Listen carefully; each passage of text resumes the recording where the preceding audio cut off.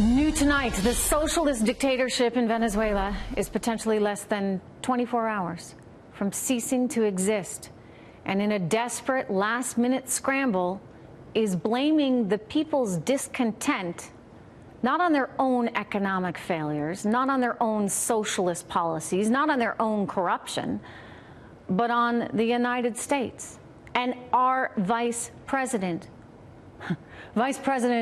Former vice president, I should say, because we no longer recognize her, of that socialist country, Delcy Rodriguez, going so far as to actually suggest that it is our vice president, Mike Pence, that is inciting violence in her country after he issued this message. Watch.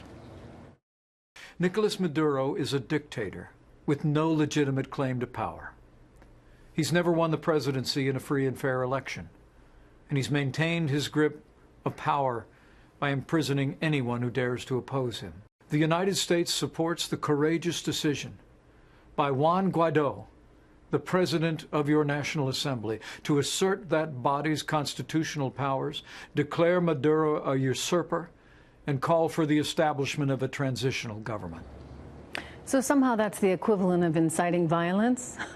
Keep in mind, Mr. Maduro and Ms. Delcy Rodriguez are trying to create their own fictitious realities. Case in point, the former vice president tried to tell me with a straight face that Venezuela, a country that has left its people to starve effectively, is a model for the rest of the world.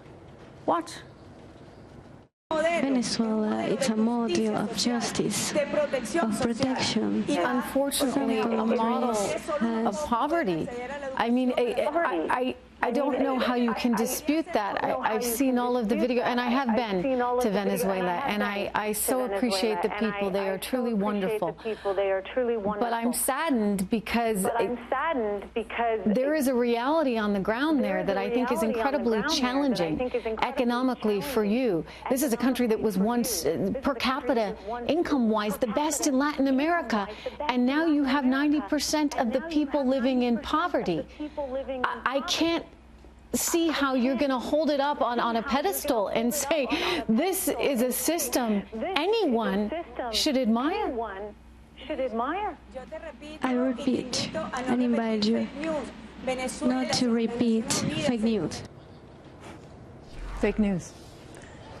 When it is her government, Nicolas Maduro, Delcy Rodriguez, holding 5 innocent Americans hostage.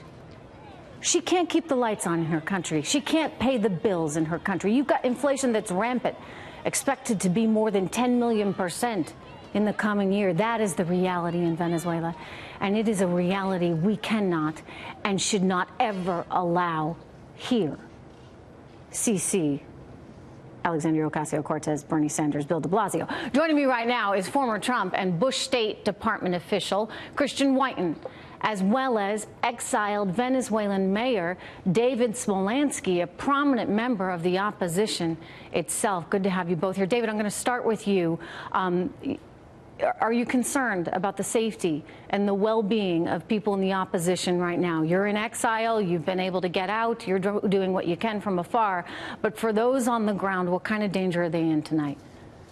Well, thank you very much for having me. Today, the regime threatened again the opposition, specifically Voluntad Popular in Spanish, People's Will, that we are creating violence. Mm-hmm. And the only ones that are creating violence in Venezuela is the regime. In these 20 years, more than 300,000 people have been killed because of crime. Mm-hmm. More than 400 people are are detained because of political reasons. There are political prisoners like Leopoldo Lopez, who is the Secretary General of Voluntad. I just want to remind the viewers that his wife Lillian was on the program just last night and also on Friday night, which I would point out takes a lot of bravery because she's at risk, a mother of 3, for speaking out. Anybody who speaks out and is living in that country is at risk. Christian, what is the U.S. doing? How are we helping? I know that the Vice President is expressing his support, but is that enough? What do you anticipate happening in the next couple days? Yeah, I think that support is very important. Speaking with clarity, this is a night and day difference from the Obama administration.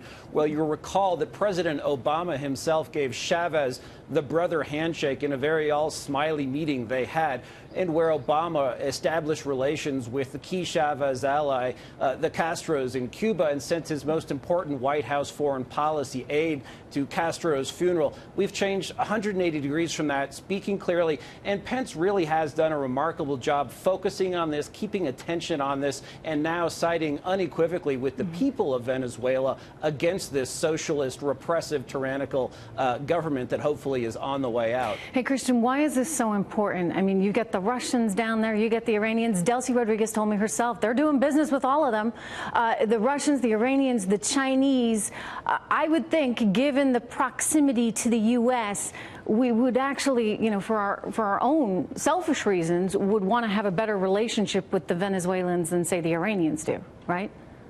Yes, absolutely, for the reasons you cited and also for economic ones. You know, there's been a remarkable turnaround in South America. It hasn't quite made it to the Bronx here in America or to Central America, but the right really has risen in South America. We saw it in Argentina first, then more recently with Bolsonaro elected in Brazil, proper right-wing control there. And finally, Venezuela, you know, these countries which were either, in the case of Argentina, first world countries or close to it, that were just devastated by socialism, finally turning the page. Hopefully, it will be fantastic for the United States. This is our backyard. These are our close neighbors. And as an oil exporter, Venezuela really can bounce back. It would be great for Venezuela. David, very quickly, I know that you and your family have basically spent generations running from socialism, from the former Soviet Union, Cuba, Venezuela. What is your hope right now for your country? I have a lot of hope at this moment. Tomorrow we're going to see a historical protest, not only in Venezuela, where I'm sure hundreds of thousands of people are going to the streets, but also we're going to have a worldwide protest in more than 100 cities. And I think we're very close to restore democracy in Venezuela. We're really close to restore freedom in Venezuela. We're really close to stop this humanitarian crisis, this hyperinflation, these crime rates. And all the work that the brave people are doing in Venezuela and the ones that are in exile is something that the next generations are going to appreciate. So next hours are very important for Venezuela, and it's for us, I'm sorry to take a bit longer, for us it's very important that tomorrow, because there's no media in Venezuela, there's a lot of censorship in Venezuela, it's very important that you could share all the images and all the videos that the protests will have in Venezuela. Well, you can count on us. We're going to continue to stay on this story.